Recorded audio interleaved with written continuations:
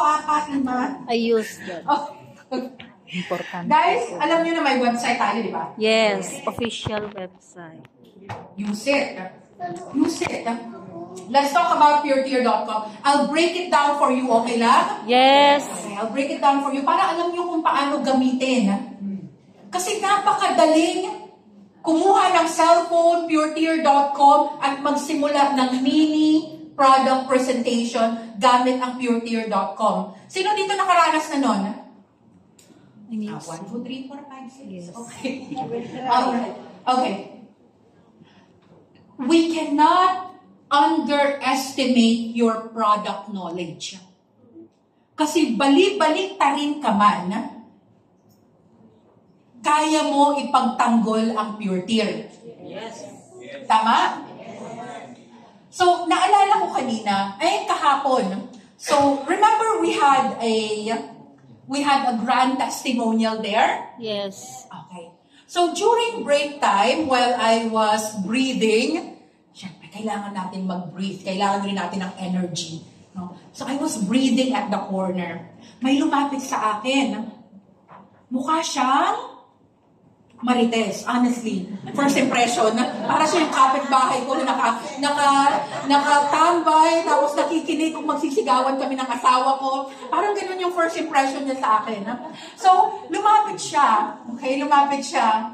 Sabi niya sa akin, Doc! Yuck! Galing sa animal?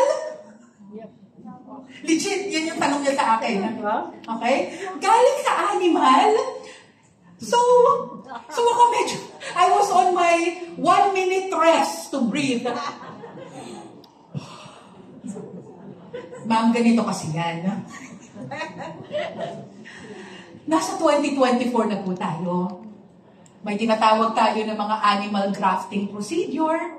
Pag sumabog ang puso mo, masira yung valve. Alam mo ba kung saan kumukuha ng bagong valve?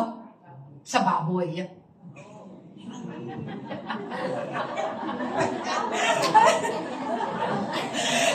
Medyo pagod kasi ako nun okay? Sa baboy po. So, valve ng baboy, tinatransplant yan, Lalo-lalo na pag walang donor. Yeah. Kasi wala rin naman magbibigay ng valve sa inyo. Okay? Hindi naman tayo parang Toyota spare parts. No? So, sa Germany at Singapore, ang source ng placenta nila ay black sheep. And they've been doing this for hundreds of years. Tayo sa New Zealand, deer ang source natin kasi according to research, mas compatible siya sa atin. Tama? Narinig niyo na to? Yes. Okay. Ngayon, ma'am, huwag ka matakot na magkakaroon ka ng sungay. Wow. Huwag ka matakot na magkakasungay ka. Kasi, ang kinuha sa placenta at ang kinuha sa blood supply ng antler ay nutrients, amino acid, important components, live cell that could possibly transform in your body. So pag ang katawan mo ang mag-transform sa mga cell na to, kilala niya. Kasi genetic imprint niya. Katawan mo mismo ang nag-program. So hindi niya i-reject yan.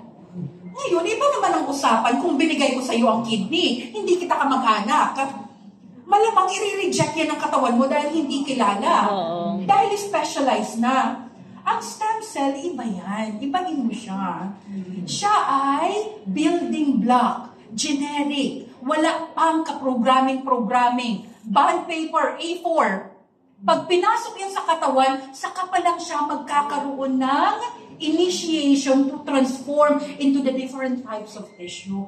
So, ma'am, magiging maganda ka, hindi ka magkakaroon ng sugat. Ma'am, pasok na po kayo, tapos na po yung break. So, guys,